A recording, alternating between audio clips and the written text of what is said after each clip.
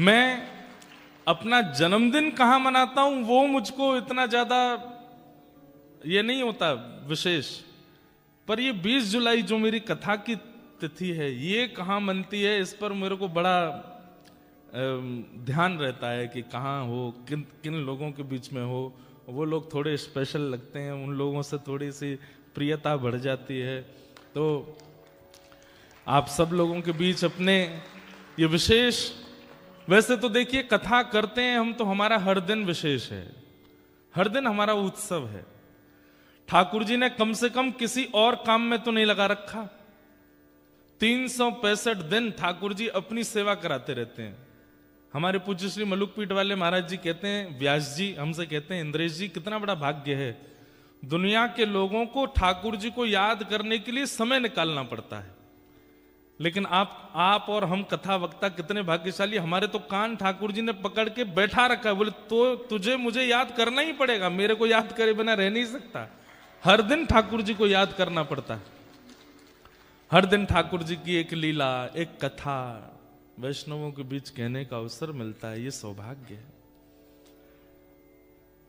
और मैं बड़ा प्रसन्न हूं आज आप सब लोगों को इतनी संख्या में पहले दिन ही यहाँ ऑस्ट्रेलिया के सिडनी में देख करके। आप सबन को कोई की नजर नहीं लगे, सदा ऐसे ही प्रसन्न रहो, और आपको भले ही लग जाए पर आपके हृदय में जो ठाकुर जी के प्रति प्रेम है उसको कभी नजर नहीं लगे। क्योंकि भैया संसार में नजर लगेगी तो ज्यादा से बुखार आ जाएगा, ज्यादा से ज्यादा मुंह उतर जाएगा, ज्यादा से ज्यादा सिर दर्द होगा, ज्यादा से ज्यादा खांसी हो जाएगी। लेकिन भक्ति को नजर लग गई तो जीवन भर के लिए ठाकुर जी से वियोग हो जाएगा, वो नहीं लगे। आप सबके चित्त में भक्ति, प्रेम, भाव ठाकुर जी के प्रति ये बना रहे, इसको कभी किसी की नजर ना लगे, ऐसी हम प्रार्थना करते हैं ठाकुर जी से। जय हो। अब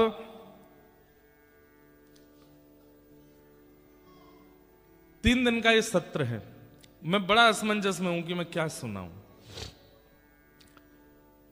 मेलबर्न में कथा हुई थी तो वहां हमने वृत्रासुर की स्तुति को ले लिया था। उसके बाद फिर हम कहां गए थे, होबार्ट, तस्मानिया, वहां गए तो वहां हमने भागवत धर्म विषय ले लिया था। उसके बाद हम गए ब्रिस्बेन, तो ब्रिस्बेन में क्या क्या विषय लिया था, हैं?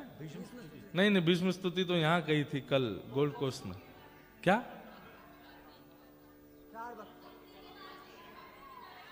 हाँ